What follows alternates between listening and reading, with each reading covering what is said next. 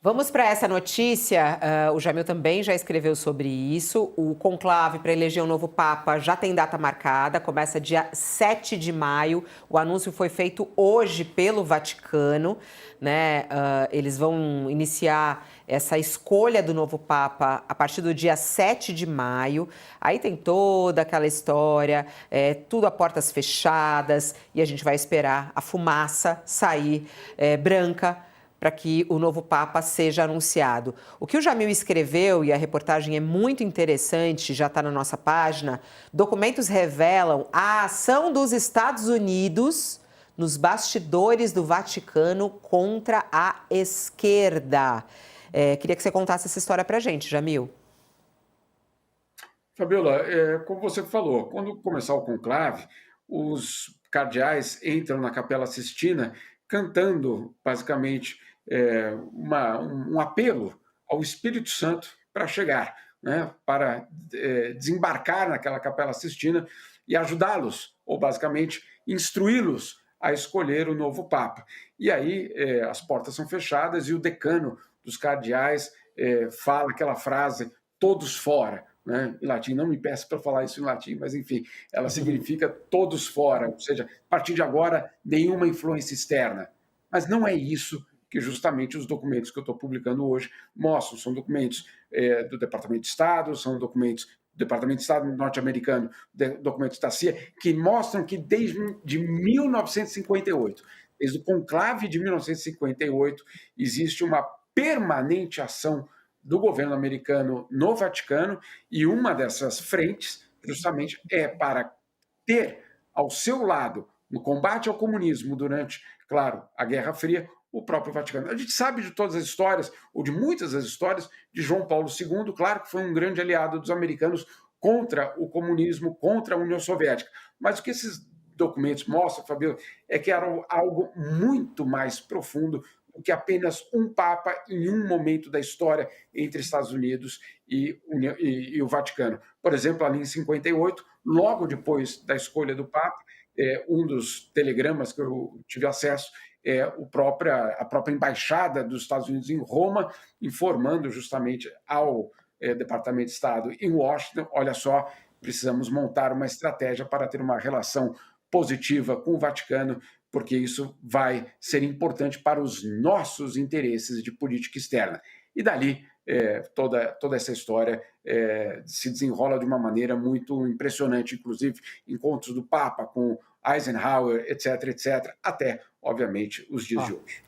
Estamos voltando aí com quem está conosco na TV também, para que a gente possa falar sobre o conclave. Já tem data para a escolha do novo Papa, dia 7 de maio. Jamil Chad está falando aí sobre a influência política em toda a história do Vaticano. Nesse conclave, exatamente, ô Jamil, qual vai ser a influência política, até pelo perfil do Papa Francisco, né? Há muito receio de qual deve ser o caminho da Igreja Católica a partir de agora, né? Será que alguns passos atrás ou não? A gente vive um momento político muito forte no mundo, você fala muito sobre isso, essa disputa entre direita, esquerda, extrema-direita, principalmente querendo ganhar espaço, e aí o conservadorismo ganhando espaço, principalmente agora com a presença de Donald Trump, que esteve no Vaticano. Qual deve ser a influência política na escolha desse novo Papa, hein? É uma influência política considerável. Esses cardeais, eles são atores políticos nas suas regiões, nas suas comunidades e, obviamente, neste momento de escolha de um novo Papa. Isso vem sendo, na verdade, nos últimos 12 anos do pontificado do Papa Francisco, essa pressão política, ela ficou evidenciada ao longo de vários momentos, inclusive tivemos em um momento ali em 2015, 2016, 2017, uma situação muito grave, com vários teólogos, vários religiosos ultraconservadores, tradicionalistas, acusando o Papa de heresia em cartas oficiais, ou seja, é obviamente uma acusação gigantesca, é como se você largasse basicamente uma bomba atômica na Santa Sé, você acusar o Papa, o próprio Papa de heresia, e isso que aconteceu em 2015, 2016, 2017, justamente criando, obviamente, um contexto. Para quê? Para um eventual conclave. No momento do conclave, obviamente, essas forças se mobilizando para tentar convencer aqueles cardeais que vão votar a optar por uma escolha talvez mais moderada, talvez uma escolha mais conservadora, etc, etc. É um pouco de ilusão a gente pensar, e isso que vocês e nós todos aqui estamos sabendo hoje, no dia 7 de maio começa o conclave, mas a escolha do Papa ela já começou.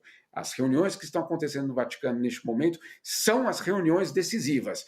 Quando você chega para o conclave, quando eles entram dentro da Capela Sistina, diante do juízo final do Michelangelo, ali é a votação, Fabiola. A escolha, a definição, a articulação é feita neste momento, justamente enquanto todos os cardeais estão em Roma. Esses dias são os dias fundamentais. E esses dias, Fabiola, eles não estão isolados. Nesses dias, eles estão, obviamente, diante de todo tipo de pressão internacional. Eu tenho visto nas redes sociais uma pressão da ala mais conservadora, insistindo, inclusive, com teses como a de que o Papa Francisco dividiu a igreja. Não, o que ele fez foi tirar o poder daqueles que, por décadas, mantiveram privilégios e afastaram, pelo menos na visão dos progressistas, afastaram a igreja justamente dos seus fiéis. É esse grupo que quer poder. E por isso, essas 2 semanas, até o dia 7, são semanas absolutamente fundamentais na escolha do Papa. É aquela conversa dos corredores, né? Na hora das refeições, eles trocando informações, também conectados com as redes e tudo mais. Olha, Fabiola, eu acho que não necessariamente no corredor, são reuniões de fato. Reuniões de fato, sim. Articulações de fato que acontecem. Quando chega o momento do conclave, é um momento da votação.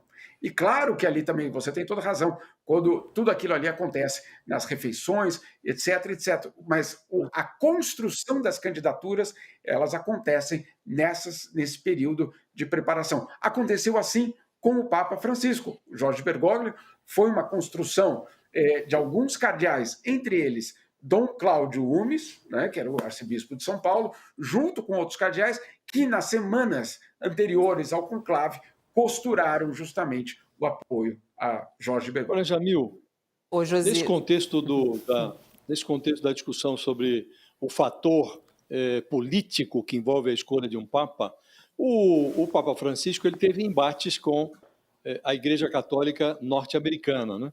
Eu me lembro que em 2019 havia um cardeal que foi nomeado pelo Bento XVI, gente chamado Raymond Burke. Ele fez uma aliança de ultraconservadores da Igreja americana e lançou lá uma declaração, chamou de Declaração de Verdades, e ele acusava o Papa Francisco de desorientar a Igreja sobre divórcio, contracepção, homossexualidade, questões de gênero. Então, havia uma resistência. O Papa Francisco confrontou esse movimento que veio dos Estados Unidos.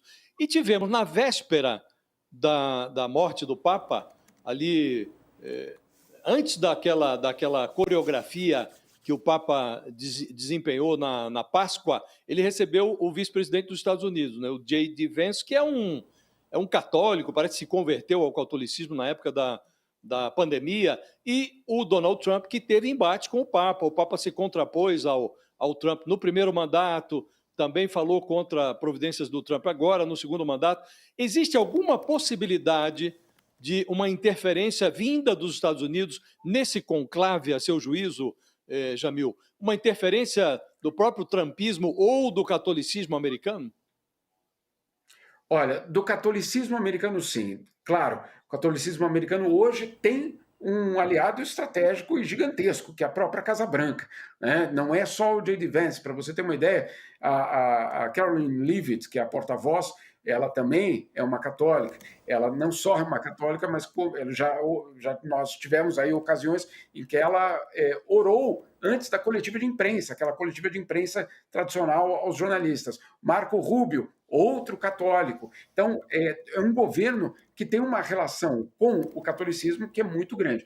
O que vamos dizer assim, a realidade é que, claro, o governo Trump não pode fazer, basicamente, isso acontecer. mas ele certamente, e isso que eu tenho ouvido de muita gente, de muitos vaticanistas, que sim, ele pode convencer, basicamente, os Ó, cardeais, não só americanos, mas aqueles também que possam ter algum tipo de relação com o conservadorismo, de que eles, se eles seguirem alguma linha, vamos dizer assim, mais conservadora, eles teriam um apoio, eles teriam algum tipo de sustentação política para um mandato longo, para um mandato estável dentro do Vaticano e uma espécie de promessa de chancela ou de apoio da superpotência americana.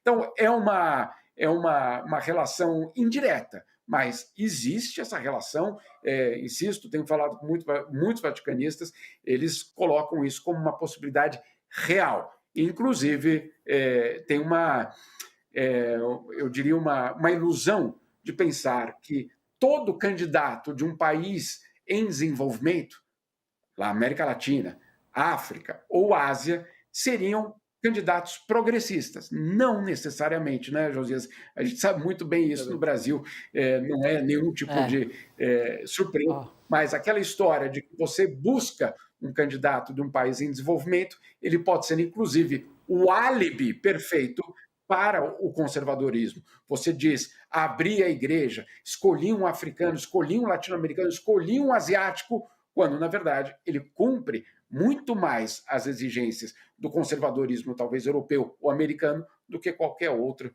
de qualquer outra região do mundo.